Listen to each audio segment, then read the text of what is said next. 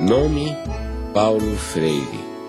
Data de nascimento: 19 de setembro de 1921. Local: Recife, Pernambuco. Cor dos olhos: castanho. Raça: humana.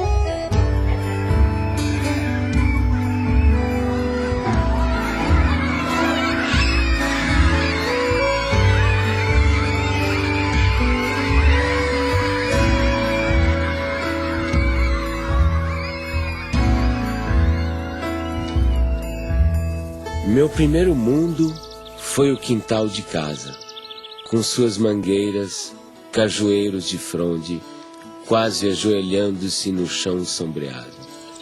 Ali engatinhei, balbuciei, me pus de pé, andei, falei. Eu fazedor de coisas, eu pensante, eu falante. Durante muito tempo, muita gente me pensou em mim ou falou em mim como se eu fosse um especialista em métodos e técnicas de alfabetização de adultos. Não é que eu ache que ser um especialista em alfabetização de adultos é uma coisa inferior. De jeito nenhum, eu acho uma coisa de uma importância enorme. Mas só que a minha preocupação desde o começo era um pouco mais gulosa do que essa. Quer dizer, o que eu buscava já naquela época, nos anos 50, era uma crítica à educação brasileira.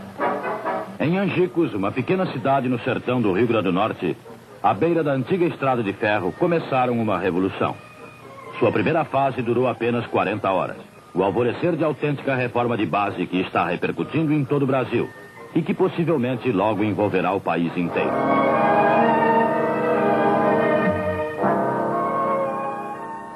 Eu tinha 6 anos de idade e tenho várias lembranças de lá, do Círculo da Cultura. Aprendi a ler sentada no colo do meu pai. Isso me fascina. Recordar o passado é viver 2 vezes. Eu sempre soube viver 2 vezes. É sofrer.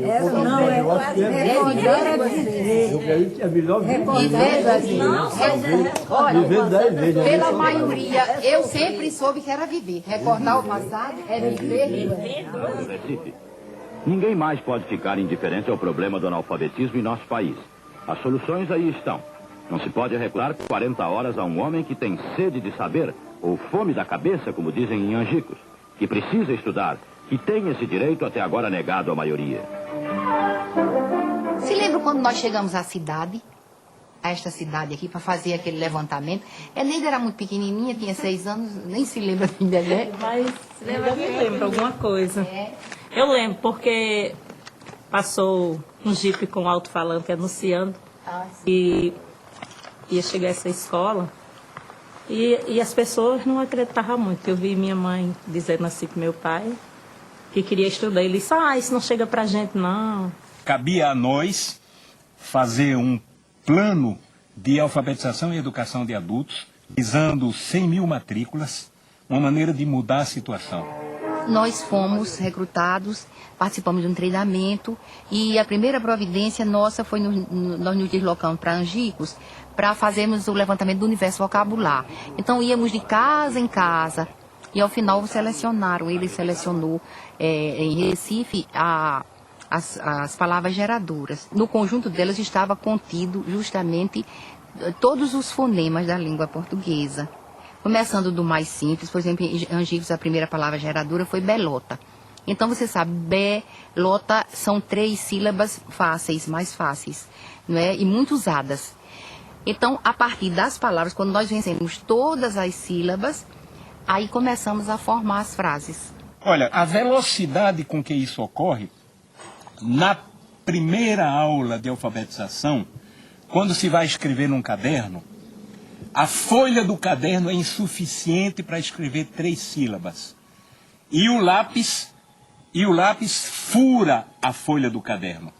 Naquele momento em que eu comecei a aprender com a classe trabalhadora, o que significava ser uma consciência dependente, uma consciência política dependente. Um ciclo da cultura é o nome que nós demos, Paulo Freire deu, para substituir a classe de alfabetização. Porque na classe de alfabetização permanece aquele sentimento de A sobre B, ou seja, de um professor que dita, um professor que diz, que transmite uma educação bancária, entende? E alguém que recebe. Quando nós chegamos em casa às 10, 8 horas da noite, 7 horas da noite, os meninos estão endiabrados porque não comeram bem, estão sujos, não tem água para tomar banho. Os meninos estão com fome, chateados, cansados, aborrecidos e impertinentes, e nós não podemos deixar de dormir, porque no dia seguinte, às 4 horas da manhã, a fábrica apita para acordar o bairro inteiro. E aí dizia ele: agora, como é que o senhor vai querer que, com uma situação como essa, a gente tenha o diálogo que o senhor quer? E eu morto, quer dizer, o homem fez naquela noite uma análise de classe que eu não tinha sido capaz de fazer. Noite após noite, 1 hora por dia, aula, que é o voto. Quem vende o voto não pode mais reclamar trabalho. Quem vende o voto é a massa. Povo vota com consciência. A política, né, na época, havia muita pressão, né, aos movimentos sociais, e nós estávamos em pleno trabalho de alfabetização em 64, quando houve o golpe.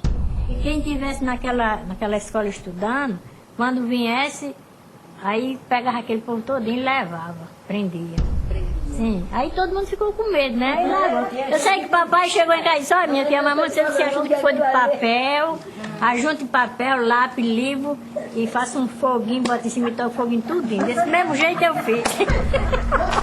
A mesma coisa eu fiz. Eu peguei todo o meu material, que eu tinha os slides, tinha tudo. Pena que eu tenho. Se lembra daquele projetor, que era um projetor a gás, que eu ficava até não sei que hora da noite bombando, e a lâmpada Coleman? Tive que dar fim a tudo, porque eu enterrei no muro da minha casa. Tenho a convicção de que o Brasil seria outro hoje se essa atividade não tivesse sido interrompida brutalmente, pelas razões que foi, ou seja, para inviabilizar exatamente a emergência desses que o projeto político pretendia e conseguiu que continuassem como excluídos.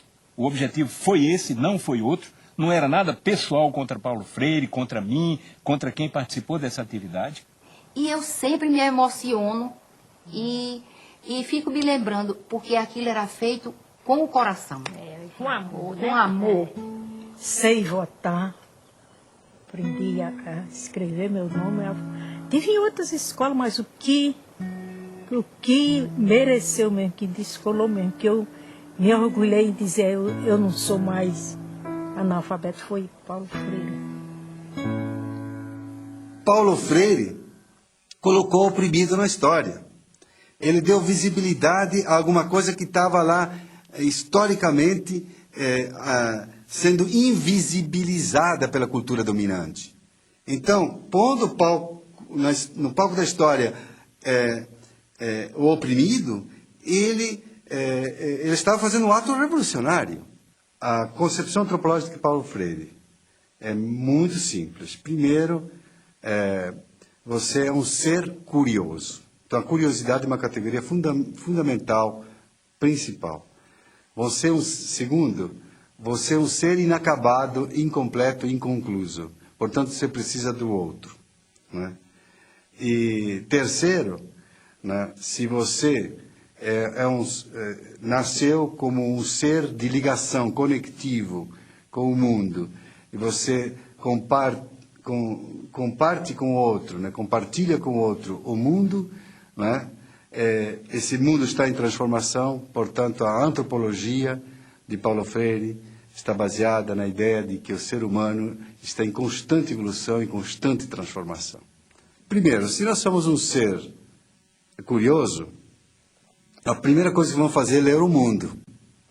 Então, a leitura do mundo é um princípio fundamental da teoria de conhecimento de Paulo Freire. A segunda é a tematização. Pegar aquelas palavras geradoras, aqueles princípios geradores, aquilo que o povo conhece, no caso do método de alfabetização, né? Aquilo que o alfabetizando conhece, e descobrir o que significa. E a terceira é a problematização. Você vê, a problematização é o momento culminante do método freiriano. Então, por isso que Paulo dizia, não quero saber de ser conhecido apenas como alguém que inventou o método, porque exatamente o seu método está ligado à sua teoria do conhecimento e à sua antropologia. Professoras, professores, alunos e alunas, boa tarde. E nós já estamos em nosso horário de começarmos o nosso turno vespertino. Nós teremos as nossas atividades na Sala do Lego, na biblioteca, atividades de agricultura, e com certeza será mais uma tarde de uma construção da nossa aprendizagem. Então, assim, ao iniciarmos a escola, fizemos a proposta aos servidores, aos trabalhadores da educação aqui. Vamos estudar Paulo Freire, vamos compreender a sua proposta de educação, essa perspectiva de humanização, de libertação, de conscientização. Então, assim, a escola não existia e depois veio Paulo Freire. Paulo Freire existia antes em nosso coração, como uma proposta de vida. E, assim, a proposta conosco, depois surgiu um espaço concreto para vivermos a prática dessa teoria. A gente tentando e era difícil mesmo. Como pegar um aluno que vem da roça, passa 2 meses em casa, 1 mês só aqui e fazer esse menino, né? Aí o jeito foi o quê? Mergulhar nas leituras e aprender com esses teóricos, né? E a base da gente foi Paulo Freire pelo fato de ser uma coisa mais próxima da gente.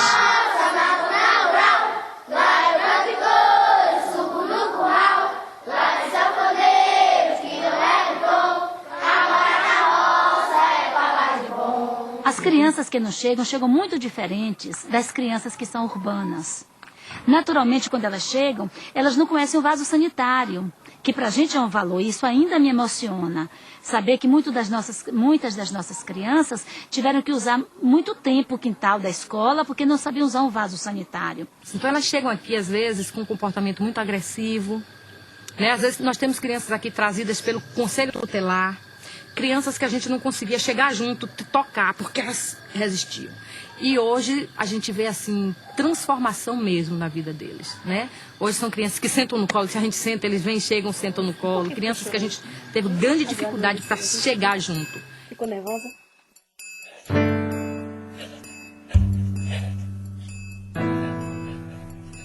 Para mim, o exílio foi profundamente pedagógico. Quando exilado, tomei distância do Brasil, comecei a compreendê-lo melhor. O exílio, rapaz, o exílio me deu muito. Só que o preço do dado é equiparado, tá fazendo? A quantidade que tu ganha é a quantidade que tu tem que pagar.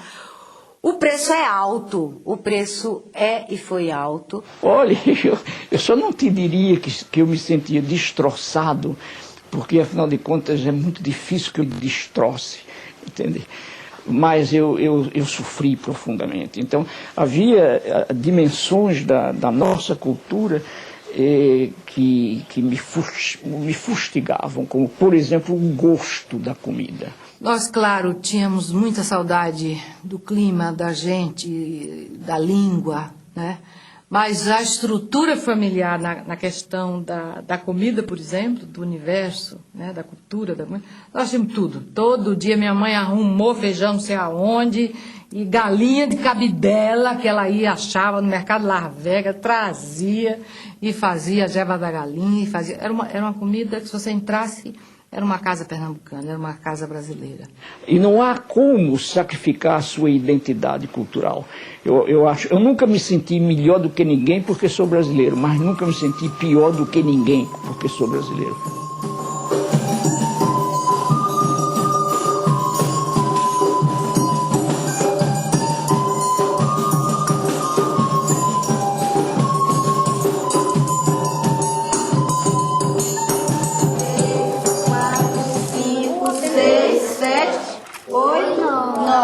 A resposta vai ser o quê? Rede resposta. Quantas gudes ele dividiu?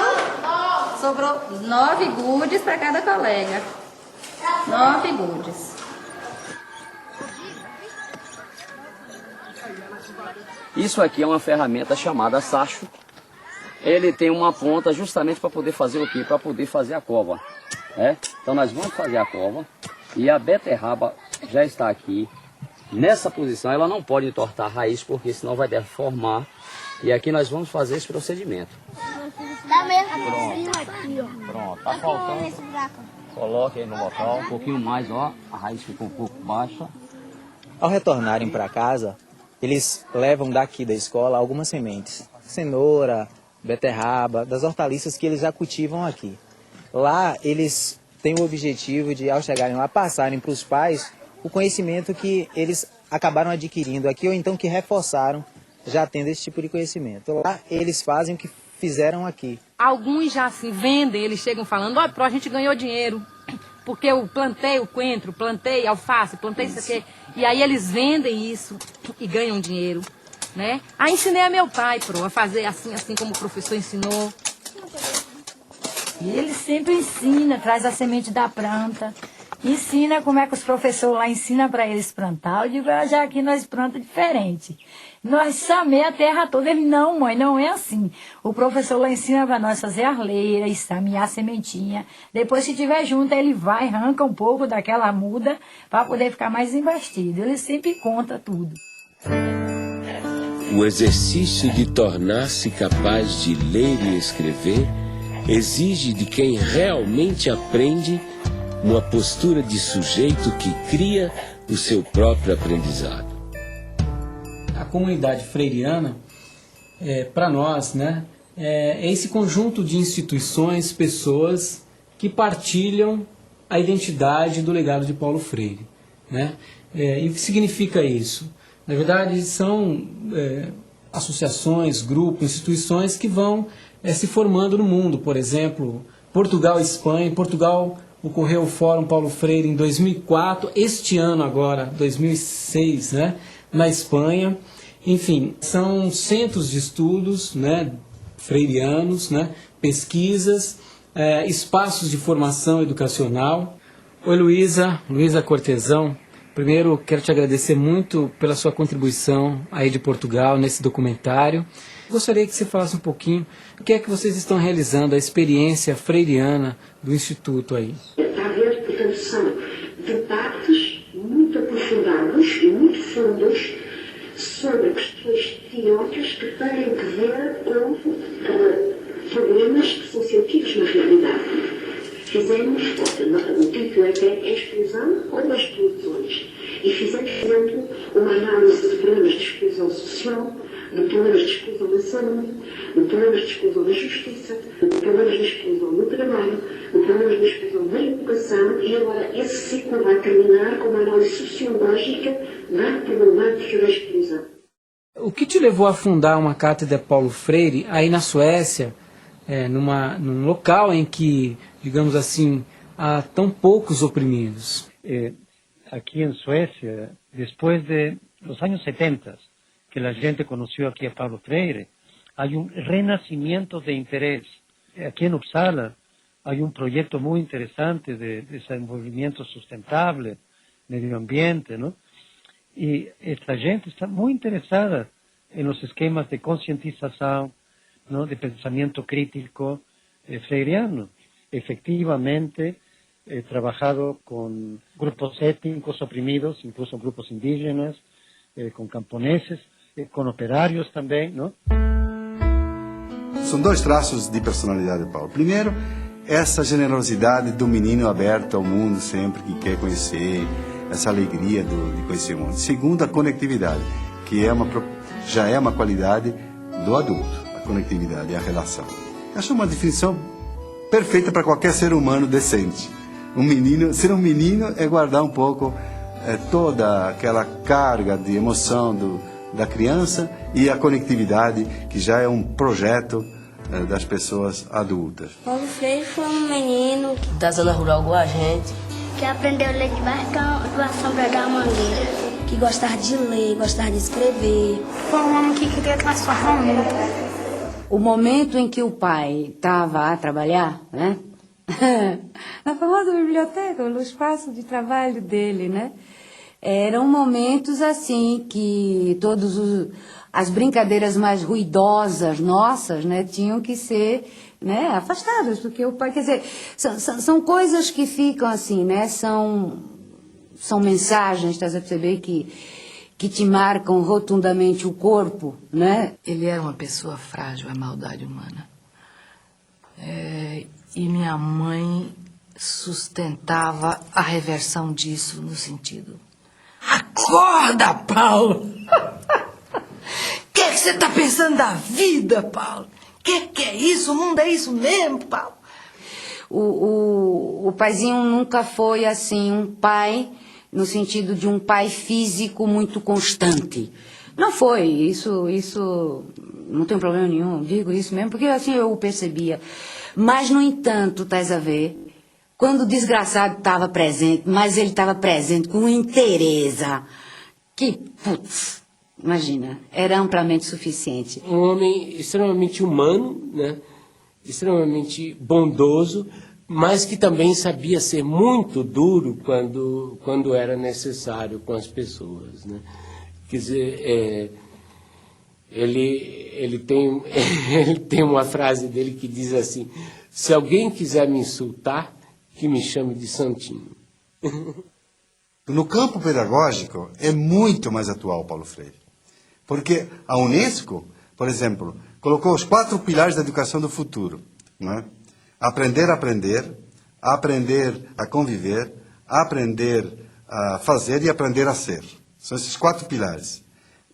Isso está dentro da teoria do Paulo Freire. Só que Paulo Freire acrescentaria um 5º, aprender por quê, contra quem, a favor de quem. Ele politizaria muito mais esses 4 princípios, 4 pilares da educação do futuro, evidentemente. Ele sempre coloca a questão do porquê. Vocês sabem o seguinte, que o computador ele é feito de partes. Nosso trabalho aqui parte da realidade desses educandos que vêm da zona rural, né? A gente procura estar trabalhando com tudo que é próprio do cotidiano deles, mas a gente não permanece, né, nessa realidade. A gente começa a trabalhar justamente inserindo a internet, a informática, né, nessa vivência dele aqui, para que ele transforme essa vida. E abrindo possibilidades novas para eles, né? São 600 crianças divididas em 3 grupos. 3 grupos de 200.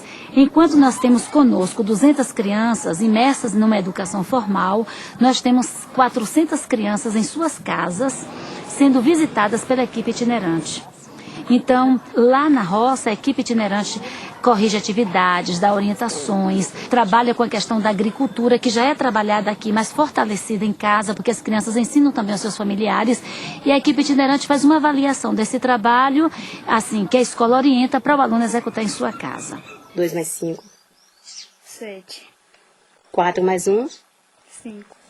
Então a senhora tem que dedicar, assim, dar um tempo para ela, para que ela possa estudar. Porque a gente sabe que ela ajuda a senhora na lavoura, sim, mas ela tem que ter, assim, um tempo disponível todo dia para fazer a atividade dela. Tem pais que dizem assim, que 2 meses em casa, eles ainda dizem assim: professora, não deu tempo para os filhos fazerem atividades. Porque às vezes eles tiram os filhos das atividades que levam para casa para pôr na mão de obra. Porque tem que ajudar.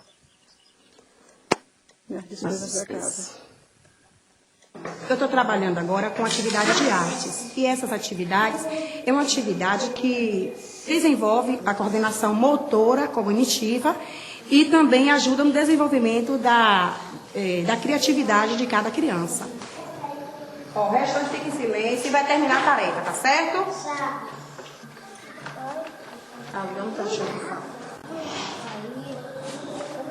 Nadson, pode vir, Nadson.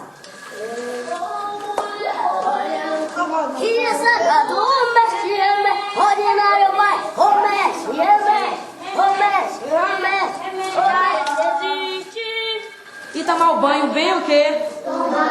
Passar o sabonete no corpo, atrás. No banho, tira a calcinha e tipo os meninos tiram a cueca. Lave a parte íntima de vocês bem lavada. Fica lá sujinho, Aí vai criando sujeirinha, sujeira, sujeira, e daí? Cria dor?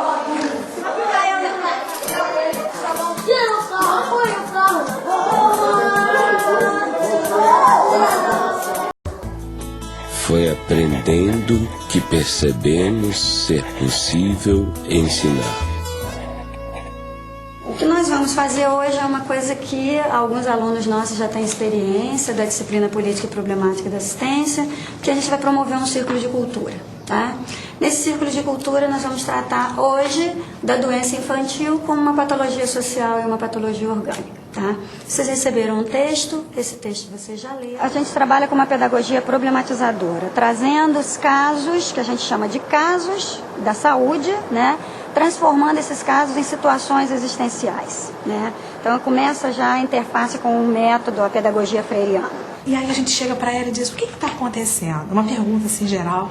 E aí ela desaba. Ela tinha passado a noite na rua, porque ela tinha sido agredida em casa, e ela não tinha como voltar para casa, passou a noite na rua. E aquela criança, na realidade, aquele sintoma que ela estava apresentando, que era uma dificuldade, né, respiratória, e que se de repente o profissional não tem um olhar atento, ele vai funcionar a veia, fazer a medicação, e ela vai voltar para casa ou para a rua, que no caso era. Então essa doença, às vezes, quando chega, né, a gente tem que olhar muito mais do que aquela dificuldade da respiração, né? A gente tem esse convívio, esse contato maior, a gente tem uma maior autonomia, né, frente aos pacientes, então a gente tem essa troca mesmo. E lá a gente vê os casos de reciprocidade de mão dupla e a de uma via só. Quando você chega a um paciente e talvez nem dá um bom dia, já chega fazendo os procedimentos que tem que se fazer, é uma outra forma de reciprocidade, entendeu? E quando você chega falando, bom dia, como você tá, tudo bem? E aí, acho que você perde um minuto a mais, e às vezes nem é perda, é ganho, porque você vai ter o melhor atendimento mesmo para esse paciente. Ensinar não é transferir conhecimento, mas criar as possibilidades para a sua produção ou a sua construção. Quem ensina, aprende ao ensinar, e quem aprende, ensina ao aprender.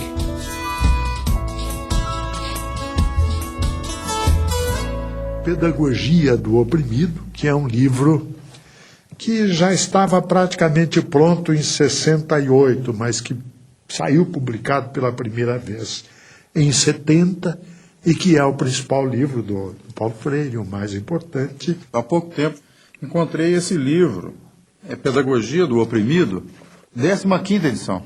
E aí, quando abri o livro, me surpreendi com uma série de anotações do próprio Paulo Freire, do punho dele. Ou seja, é bom até avisar os leitores que a edição autorizada para ser lida mesmo é da 16ª em diante da Pedagogia do Oprimido, porque ele corrigiu o livro todo. Mas o que é mais interessante, isto contesta, é uma das provas do rigor do Paulo Freire com relação ao pensamento. Eu considero a obra de Paulo Freire, e ele também a considerava, eu ouvi depoimentos dele nesse sentido, não como uma obra do terceiro mundo. Ele disse, eu não quero escrever uma pedagogia exclusiva para o terceiro mundo. Né? Eu acho que colocar Paulo Freire no terceiro mundo e sectarizá-lo no terceiro mundo significa não querer ver a opressão na sua totalidade que vem do primeiro mundo.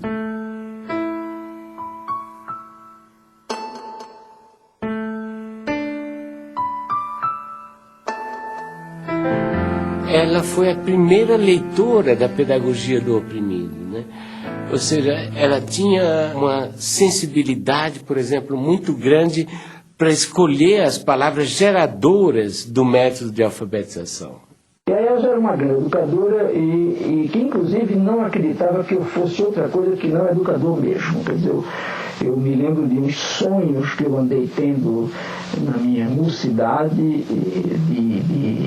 de ser juiz de direito, de fazer uma carreira por aí, e ela me dizia, rindo, apesar de todo o respeito que eu tenho pela magistratura, eu acho que você é mesmo um educador. Porque era um diabo de um amor, rapaz, tão soberanamente amor, mas amor no sentido de desprendimento, amor no sentido de consciência do outro. Olha só que coisa, né? Quer dizer, ela teve um papel indiscutível na minha vida durante um longo período em que nós vivemos sem hiatos, não? Casados durante 42 anos. É um tempão, um negócio fantástico. Quando minha mãe morreu, meu pai morreu também. Morreu e eu escrevi até um poema falando disso. Quando minha mãe morreu, eu perdi meu pai, né? Fiquei órfã de pai e mãe e vou por aí. E ficou um pedaço de pai conhecido e um pai completamente desconhecido, que era aquele meio morto, né? Quando a Elza morreu, é óbvio que um cara que amou desse jeito, quando morreu, a pessoa que ele amou, morreu nele e com ele um bando de coisa. E, inclusive, morreu a vontade de viver.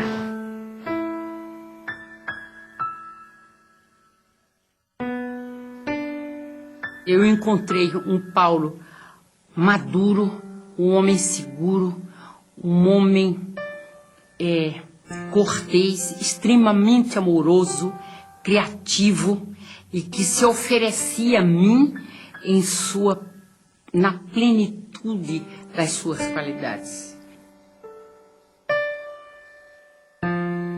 Nós temos que educar para sermos seres mais. E o ser mais em Paulo é isso, é ser mais humanos, ter mais qualidade enquanto gente.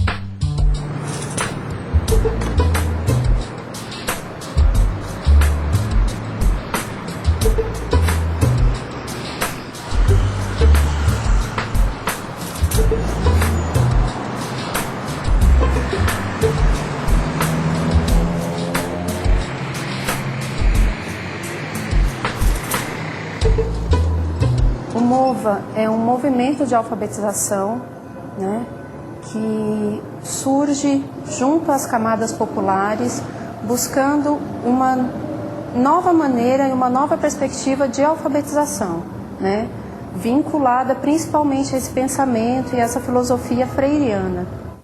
Logo que o Partido dos Trabalhadores ganhou a eleição em São Paulo, e através da prefeita Luísa Erundina, e antes mesmo dela convidá-lo para secretário, eu e o Paulo começamos a conversar sobre o desafio que estava colocado de criar um grande movimento de alfabetização de jovens e adultos na cidade de São Paulo, né? E logo a primeira ideia fundante era justamente essa ideia de que teria que ser um movimento. E por isso se chamou MOVA. Eu acho que uma das tarefas da educadora progressista hoje, com relação aos movimentos populares, é exatamente aprendendo com eles, com os movimentos populares, ensinar também. Quer dizer, não há por que temer, que tem o dever e a tarefa e o direito de ensinar também aos movimentos. De jeito nenhum eu jamais me entregaria aos movimentos como eterno discípulo deles. Mas de jeito nenhum, porque é mentira e é falso. Também não sou o eterno professor dos movimentos, mas eu sou o educador. É uma maneira diferente de aprender, entendeu? É uma maneira que eu não aprendi assim na escola, entendeu? Eu fiz até a 8ª série e muita coisa daqui não foi ensinado na escola. Aqui dentro do estado de São Paulo, trabalhando com esse público de catadores de materiais recicláveis e através da alfabetização, da leitura, da escrita, da matemática, das ciências, está ajudando as pessoas a se envolver um pouco mais nesse contexto e entender um pouco mais esse trabalho que elas fazem. E está instrumentalizando principalmente para que eles possam ser aceitos e inseridos dentro da sociedade que a gente vive. Eu não sabia como lidar com o preconceito das pessoas, entendeu? E aqui nas aulas eu estou aprendendo como lidar com isso, entendeu? O pessoal fala, nossa, mas você cata lixo?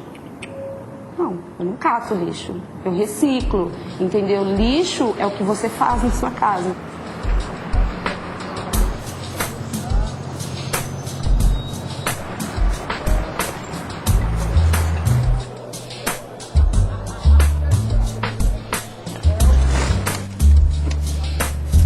Estou aprendendo mais a me comunicar mais com as pessoas, né, que é um pouquinho fechado e ficar mais extrovertido, né? Por causa da maneira que a gente aprende, né? Não é uma coisa assim que a gente chega na escola e não sabe o que vai fazer.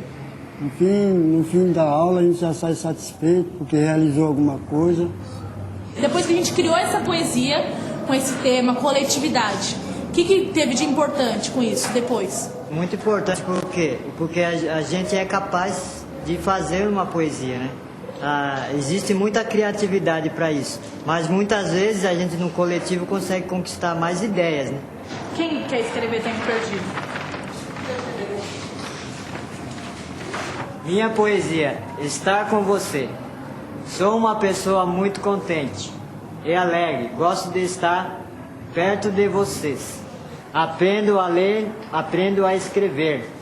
Meu nome é Ailton, sou pobre de dinheiro, mas sou rico de saúde. Sobre as águas do mar e a luz brilhar ali pela rua passar sem saber o que, me sentindo tão só, sinto que é amor, sigo amor, amando-te assim, nós dois, amor e nós. Bom.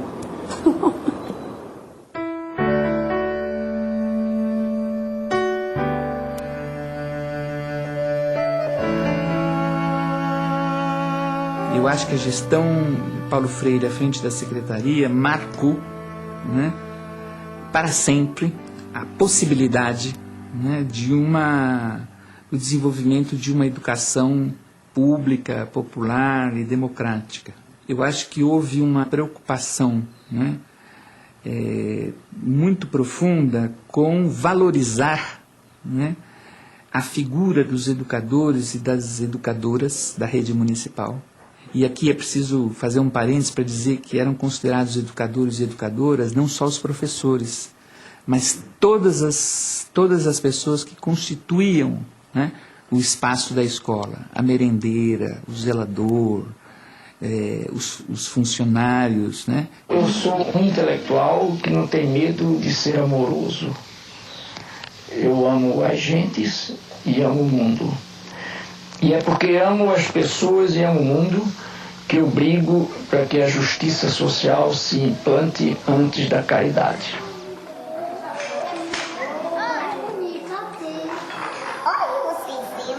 Ninguém começa lendo a palavra, porque antes da palavra, o que a gente tem para ler, à disposição da gente, é o mundo.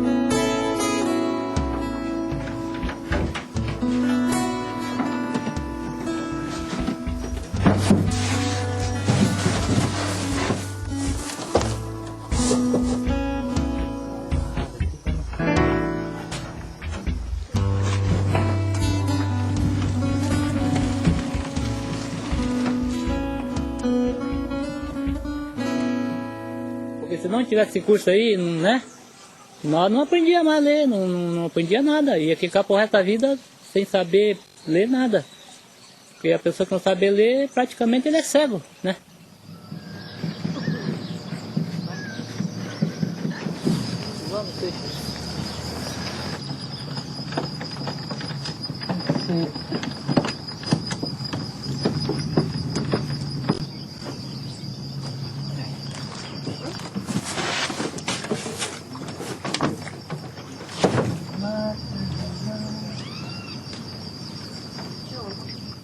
Você já sabendo ler, sabendo escrever, a gente fica mais seguro, né?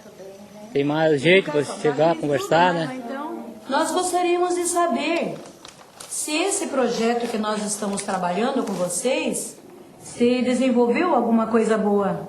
Por isso que eu escolhi uma palavra para comentar com você, para comentar nesta aula, né? Então, essa palavra é cidadania. Chega em casa, olha, que a professora me deu isso, tem que ser lição para me fazer. Se entende, dá uma força aqui para mim, me explica. Se eu entendo, eu dou uma força para ele, ensino ele. Ensino ele para se desembaraçar mais, né, na lição. Mas eu acho que ele aprendeu bem mesmo. Esses meses que ele está na escolinha. Porque a gente que trabalha de empregada doméstica, assim, né? A pessoa não sabe dos produtos que tem que passar para limpeza, né? E assim, aprendendo a ler já é uma força, né? Boa, né? Sabe o produto que vai usar. Vem aqui, filha. Sabe o produto que vai usar. E deu uma força boa. Ela vai na escolinha comigo também todo dia. E ela tá fazendo o prezinho. Eu aprendo mais com ela, né? Ela aprende comigo. Assim a gente vai indo.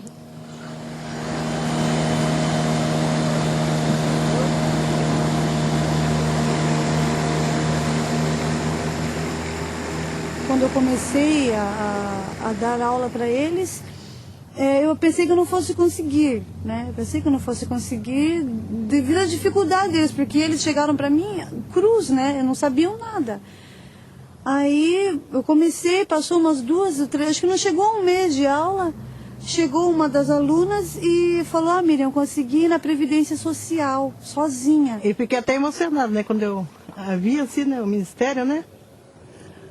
Aí, olhei assim, aprendi a ler. Para mim era uma emoção. Porque na época que a gente era jovem, eu não tinha oportunidade para estudar, né? Eu só trabalhava. Então, eu dei graças a Deus, né? Por essa oportunidade, né? Que a gente teve agora de estudar, porque tudo tem seu tempo, certo, né? A alfabetização é uma experiência criadora. E significa que o alfabetizando tem que criar, tem que montar, para usar uma expressão mais técnica, o seu sistema de sinais gráficos. Quer dizer, ele tem que ser, no fundo, o arquiteto desta produção ou desta criação, obviamente ajudado, ou ele ou ela, ajudado pela educadora ou pelo educador. Para mim, deu muito serventia, né? Porque eu tinha problema de falta de letra. Para me escrever, eu comia muitas R, trocava assim, sabe? Agora não. Já estou bem melhor, graças a Deus. Quando eu vou fazer no banco, pagar dinheiro, qualquer coisa que eu vou fazer no banco assim, eu já não vou com aquele medo que eu tinha, sabe? Então eu já vou ciente do que eu estou fazendo, né? Nosso Vale do Ribeira aqui, o Iguape, o que se fala não é necessário para nós aqui, dessas coisas ou de mais alguma coisa que vocês não falaram? Em primeiro lugar, estudo, né? E segundo, para mim, é emprego. E vindo a indústria, fábricas, essas coisas, aí gera emprego, né?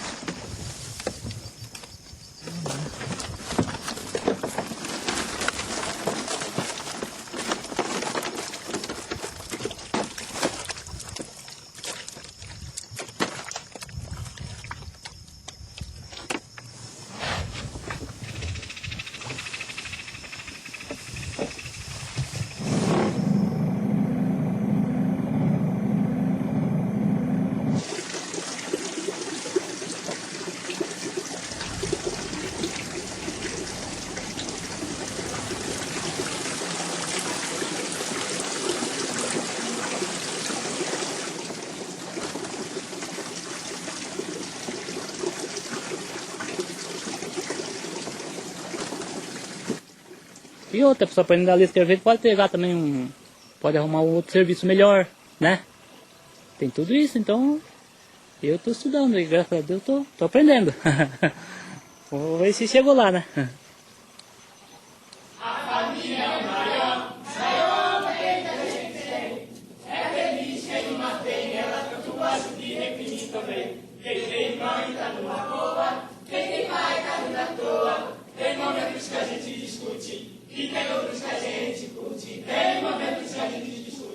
Quando veio a ditadura, a primeira coisa que fez foi um projeto que, se não me engano, se chamava Mobral, e que tinha como lema o seguinte: é preciso ensinar as pessoas a ler para que elas possam ler as ordens que vêm por escrito.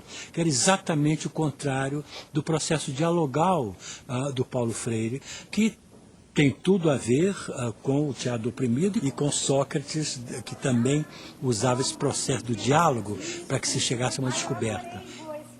Agora, para que você atinja o conhecimento, não basta ter a informação. É necessário juntar a informação que você recebe com aquelas que você já tinha e daí poder concluir com uma decisão ética, com uma ação ética, não é? São esses os momentos do conhecimento real. E o ensinar, se a gente não recebe daquele a quem ensina nada, nós vamos estar pondo na cabeça dele algumas informações que podem ser verdadeiras, mas que não vão servir para nada, e na nossa cabeça nós vamos apenas estar despejando alguma coisa que temos sem nada receber em troca.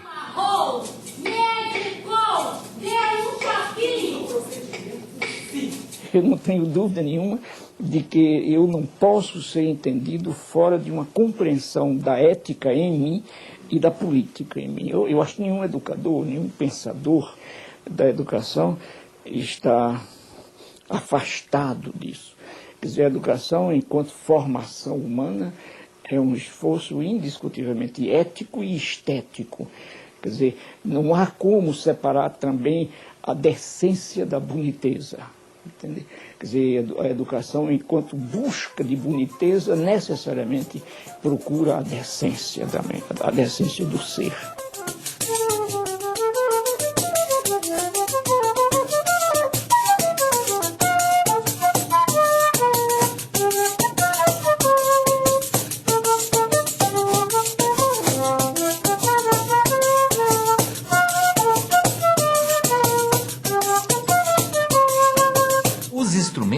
Eles são um meio de transporte para a música que está dentro de cada um de nós, né? E a gente tem que desenvolver, é importantíssimo que o aluno primeiro, ele desenvolva essa noção dos sons mais agudos, dos sons mais graves, da percepção dos sons, antes de entender a música no papel. Agora presta atenção no que eu vou tocar para vocês. O som mais grosso, esse aqui, ó, esse som mais grosso, é esse som aqui. Agora tem esse outro dó aqui, olha. É um som um pouco mais agudo, ó. Esse. Agora esse outro é um pouco mais agudo. E esse último é muito fininho, parece um passarinho ou um bicho que tem um som muito fino, ó. O processo de alfabetização musical, do início da aprendizagem musical das escolas tradicionais, ele trabalha da forma contrária. E aquilo que me motivou a desenvolver esse trabalho a partir da perspectiva freiriana. Então, o aluno, ele levanta, digamos, a nota dó, né? Dó, ré, mi, fá. E o TEDEM diferencia essa forma de aprendizado porque fica em destaque, né? Fica o espaço vazio do som do som que você está querendo produzir, reproduzir, né?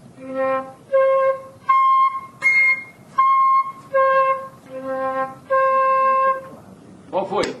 Isso, muito bem, os dois acertaram.